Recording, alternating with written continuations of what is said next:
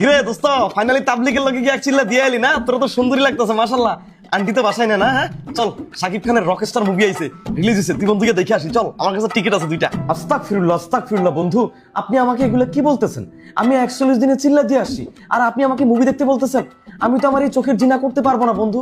আর একটা কথা শুনে রাখেন বন্ধু, একজন মুসলমান অন্য একজন মুসলমানের সাথে দেখা হইলে সালাম বিনিময়ে কথা বলতে হয়, আপনি তো সেটাও করলেন না বন্ধু। আসসালামু আলাইকুম। ওয়ালাইকুম আসসালাম ওয়া রাহমাতুল্লাহি ওয়া বারাকাতুহু ওয়া জান্নাতু ওয়া মাগফিরাতু বন্ধু। আচ্ছা ঠিক আছে, মুভি দেখা যেহেতু চোখের জিনা, চল আমরা দুই বন্ধু গিয়ে বাইরে গিয়ে একটু ঘুরে আসি। বন্ধু, আমি তাবলিগে 41 দিন সফর করে এসেছি, আমি আমার পরিবারকে 41 দিন সময় দিতে পারিনি, তাই আমি এখন কোথাও যাব না। আমার মা কিছুক্ষণ পরে বাসায় আসলে আমি আমার মাকে একটু সময় দিব, আমার পরিবারকে একটু সময় দিব বন্ধু। ওকে ঠিক আছে দোস্ত, আমি তাহলে আসি। হ্যাঁ, আল্লাহ হাফেজ। আসসালামু আলাইকুম।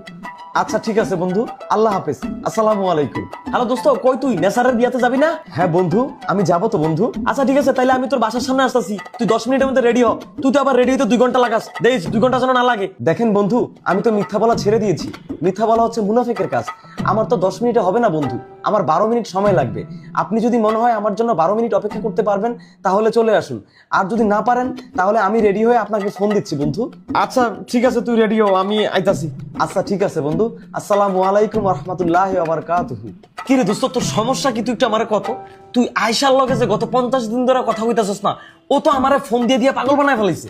আস্তাগফিরুল্লাহ বন্ধু, দয়া করে আমার পুরানো গুনাহগুলো আমাকে মনে করে দিবেন না। আপনি একটু আয়শাকে বলে দিবেন আমি কোনো বেগানা বেপর্দা পরনারীর সাথে কথা বলতে চাই না। আমি স্রেফ বিবাহর পরে আমার বউয়ের সাথে, মানে আমার স্ত্রীর সাথে, আমার পত্নীর সাথে কথা বলবো বন্ধু। হালা, এটা আমি কি দেখতাছি? সাক্ষাৎ শয়তান দেখি দিনের পথে চলে আসছে। বন্ধু 1 মিনিট অপেক্ষা করুন। বন্ধু এই নিন আপনার 230 টাকা 50 পয়সা। এইটা কিসের টাকা দোস্ত? এইটা সেই টাকা বন্ধু, আপনার সাথে যখন আমি 8ম শ্রেণীতে পড়তাম তখন আমি আপনার কাছ থেকে নিয়েছিলাম বলে আর আপনাকে দেওয়া হয়নি, আজ মনে পড়লো তাই আপনাকে দিয়ে দিলাম বন্ধু। ও আচ্ছা, ওই টাকা। আচ্ছা এটা তুই রেখে দে দোস্ত, তুই যে আমার টাকাটা সাহায্যস, তুই যে আমার বলছস, এতে আমি খুশি হইছি দোস্ত, তুই টাকাটা রাখা দে। না বন্ধু, এটা বলবেন না বন্ধু, একদিন আমাদের সবাইকে পরকালে যেতে হবে, সেদিন আপনি আমার কাছ থেকে নেকি নেওয়ার চেয়ে এই দুনিয়া থেকে এই টাকাটাই নিয়ে নিন বন্ধু।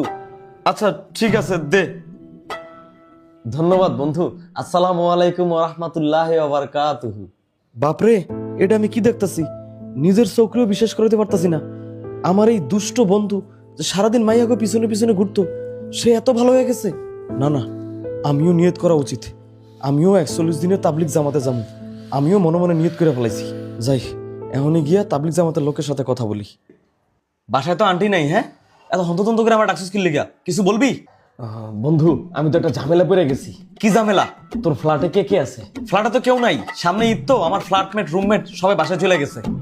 তাইলে শোন বন্ধু, আজকে আয়েশার বার্থডে তো, তাই আমি চাইছিলাম ওরে তোর ফ্ল্যাটে নিয়ে ওরা আমি একটা স্পেশাল ট্রিট দিব বন্ধু। হালা শয়তানের চাচাতো ভাই, তুই 41 দিনে তাবলিগ জামাতে গিয়া ভালো হইছিস দেখা আমিও 41 দিন তাবলিগ জামাতে যাওয়ার নিয়ত করছি। আমি অলরেডি আমার নামও লিখাইছি, আগামীকালকে আমি তাবলিগ জামাতে যাবো। আর আজকে তুই আমার তোর আসল রূপ দেখা দিলি। দাঁড়া, তোরে আজকে আমি ভাঙ্গির পুত, তোরে আজকে আমি খাইছি।